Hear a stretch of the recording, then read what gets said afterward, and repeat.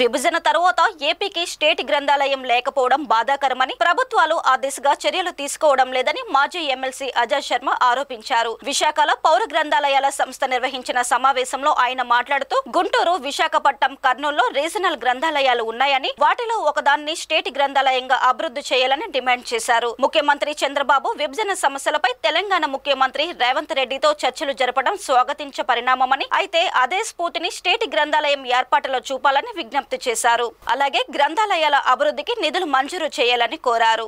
నాయుడు గారు కూడా రేవంత్ రెడ్డి దగ్గరికి వెళ్ళి విభజన గురించి మాట్లాడారు. కానీ అందులో గ్రంథాలయం గురించింది లేదు. లైబ్రరీ అనేటువంటిది దాని పట్ల ఈ ప్రభుత్వాలకు ఎంత చిన్న చూపు ఉందో, ఎంత వెటకారంగా ఉందో దీన్ని బట్టి అర్థమవుతుంది. మేము శాసన మండలిలో మన రాష్ట్రానికి స్టేట్ పబ్లిక్ లైబ్రరీ అనేది ఉండాలి. గుంటూరులోనో, విశాఖపట్నంలోనో, కర్నూలులోనో 3 చోట్ల మనకి రీజనల్ లైబ్రరీస్ ఉన్నాయి. ఈ 3 రీజనల్ లైబ్రరీస్లో ఏదో ఒక దాన్ని స్టేట్ పబ్లిక్ లైబ్రరీగా మీరు డిసైడ్ చేసి డిక్లేర్ చేయండి.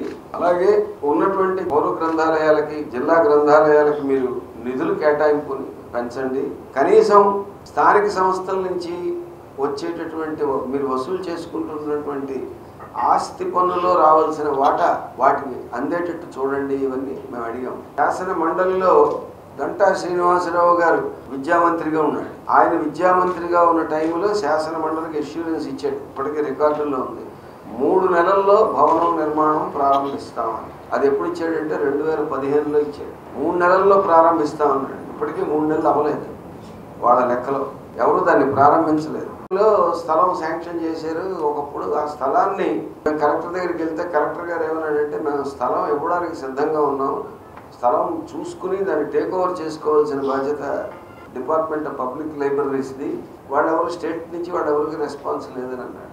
అంటే పుస్తకాలు జనాలు చదివితే ఆ అలవాటు వాళ్ళలో మళ్ళీ తిరిగి వస్తే వాళ్ళు ఎక్కడ ప్రశ్నిస్తారో అనేటువంటిది ఈ ప్రభుత్వాలకి భయం. అందుకనే వాళ్ళు లైబ్రరీస్ని చంపేసే పనిలో ఉన్నారు.